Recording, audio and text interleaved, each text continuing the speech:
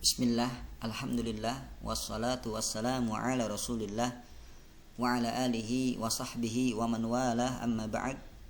Peserta Mahad Sanad Lirriwayah wa Dirayah yang dirahmati oleh Allah subhanahu wa ta'ala, mari kita lanjutkan pembahasan kita di kitab Durratu Talibil Ilmi, kitab yang membahas tentang adab-adab dalam menuntut ilmu, karya Fadilatul Syekh Dr. Mutliq bin Jasir Al-Jasir hafizahullah. Sekarang kita memasuki bait yang kedua, setelah sebelumnya kita membahas bait yang pertama berisi tentang seruan kepada para penuntut ilmu yang mengharap ilmunya bermanfaat, seruan untuk mendengarkan nasihat beliau yang berisi tentang adab dalam menuntut ilmu. Di bait yang kedua ini beliau menyampaikan nasihat yang pertamanya, yaitu tentang ikhlas. Sebuah kata yang sering kita ucapkan, ringan kita katakan, sering kita dengar. Akan tetapi, sudahkah kita memahami apa itu ikhlas? Sudahkah kita mengamalkan ikhlas dalam mencari ilmu? Mari kita kaji nasihat beliau yang pertama ini. Maka poin yang pertama adalah definisinya. Apa itu ikhlas? Ikhlas secara bahasa berarti as-safa wan naqa, yaitu bersih dan murni. Maka bersih dan murni disebut ikhlas. Bersih dari noda, murni ya tujuannya. Sedangkan secara istilah memiliki kaitan dengan bahasa. Para ulama memberikan definisi yang sangat berbeda-beda dalam ikhlas, akan tetapi satu makna dan satu tujuan. Di antara mereka ada yang memaknai ikhlas adalah memurnikan tujuan untuk mendekatkan diri kepada Allah. Ada juga yang mengatakan ikhlas adalah mengesahkan Allah dalam beribadah kepadanya. Ada juga yang memberikan definisi membersihkan amal dari setiap noda, yaitu noda yang bisa merusak niat tersebut, seperti riya, ya, ujub, sum'ah dan lain sebagainya. Kemudian ada juga yang mendefinisikan melupakan pandangan makhluk dengan selalu melihat kepada Al-Khaliq, yaitu Allah Subhanahu wa ta'ala. Jadi tidak peduli dengan pandangan manusia. Yang dia cari adalah ridha Allah Subhanahu wa ta'ala.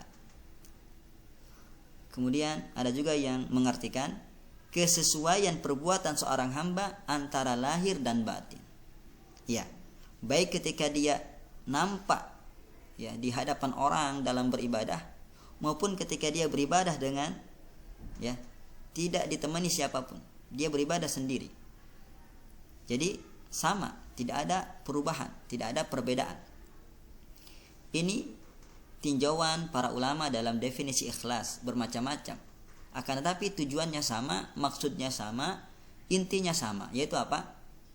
Yaitu beribadah kepada Allah Subhanahu wa taala semata, tanpa ya mencari pujian, tanpa ada maksud duniawi.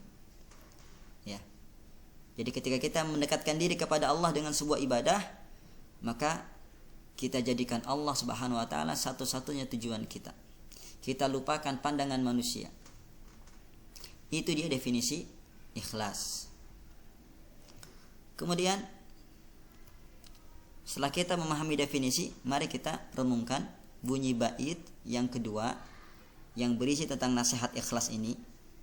Apa kata beliau? Akhlis li rabbika fi umurika kulliha fal mukhlisuna humu ulul irfani.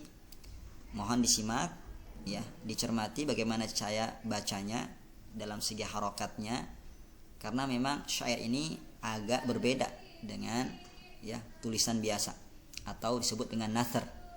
Jadi ada syair, ada nathar. Syair seperti ini. Ya, adapun nathar ya seperti Al-Quran, kitab-kitab ulama itu nathar. Oke, kita ulangi lagi. Akhlis li rabbika fi umurika kulliha fal mukhlisuna humu ulul irfani. Perhatikan humu itu dibaca isba' ya, yaitu dibaca humu, mimnya didommahkan.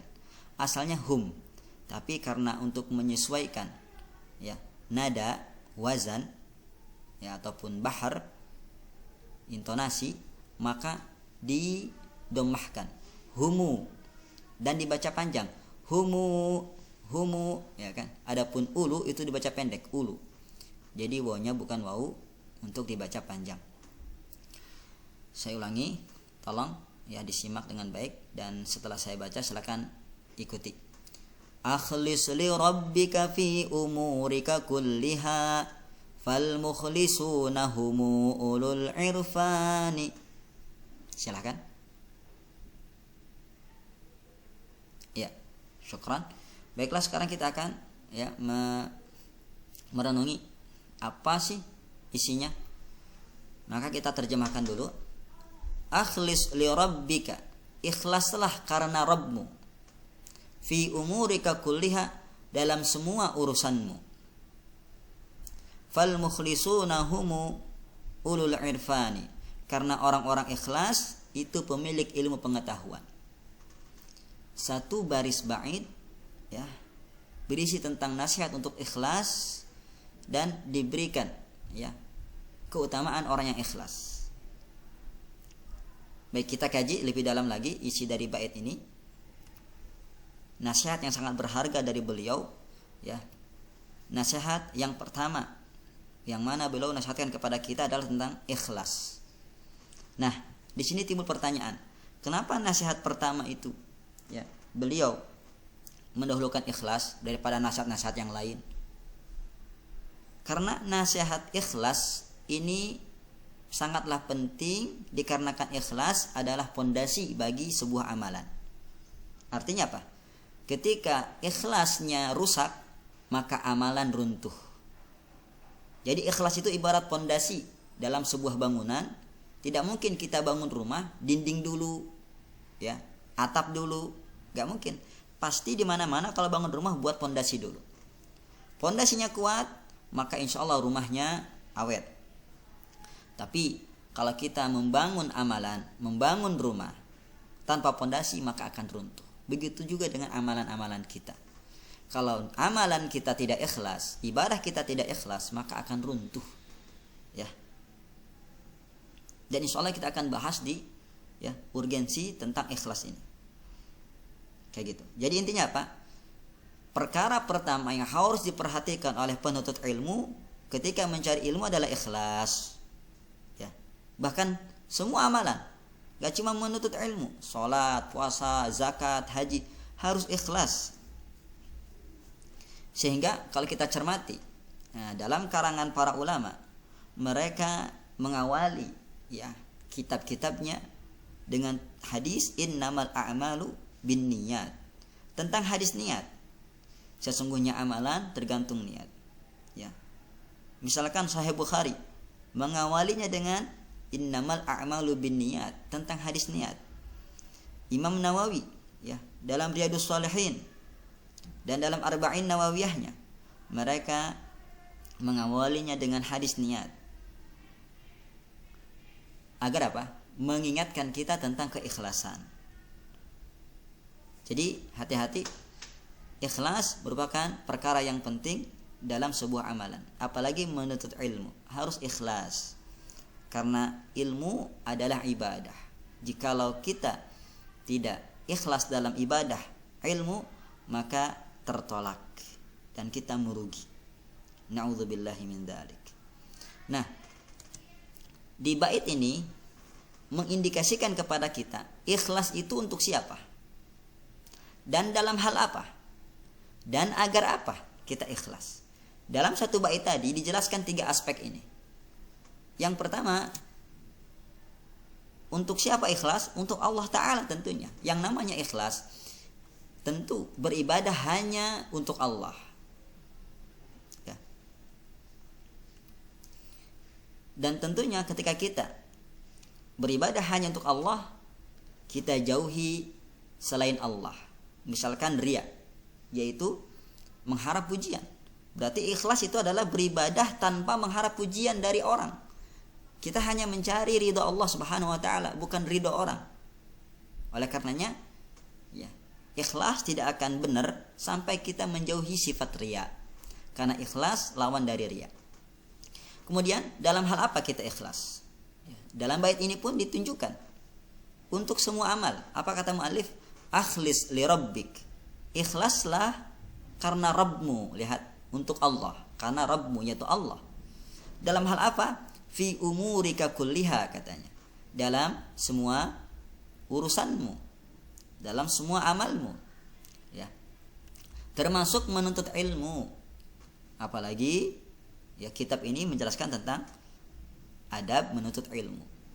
Maka adab yang pertama adalah ikhlas dalam menuntut ilmu. Agar apa? Dijelaskan oleh muallif. Agar mendapatkan ilmu. Apa kata beliau? Fal mukhlisuna humu ulul irfani. Orang yang ikhlas itu pemilik ilmu pengetahuan. Jadi kalau mau mendapatkan ilmu, maka ikhlaslah. Karena orang-orang ikhlas berhak mendapatkan ilmu. Karena yang memberi ilmu adalah Allah. Ya. Makanya Nabi Muhammad sering berdoa, Rabbi zidni ilma. Allah memberikan perintah kepada Nabi untuk meminta ilmu. Rabbi zidni ilma. Ya. Katakanlah wahai Muhammad, ya Rabb, berilah aku tambahan ilmu. Perhatikan. Jadi penting perkara ikhlas dalam mendapatkan ilmu. Kemudian juga agar diterima amalannya. Iya, ini secara umum. Ya. Salat kita, zakat kita, puasa kita, haji kita, sedekah kita, semuanya harus berdasarkan ikhlas. Jadi kalau mau mendapatkan ilmu dan mau amalan kita diterima, dan menuntut ilmu adalah ibadah, ya, amal saleh, harus ikhlas agar kita diterima amal ibadahnya. Ini dia kandungan dari bait yang kedua, yaitu tentang ikhlas, ya. Semoga bisa dipahami secara global. Barakallahu fikum, jazakumullahu khairan.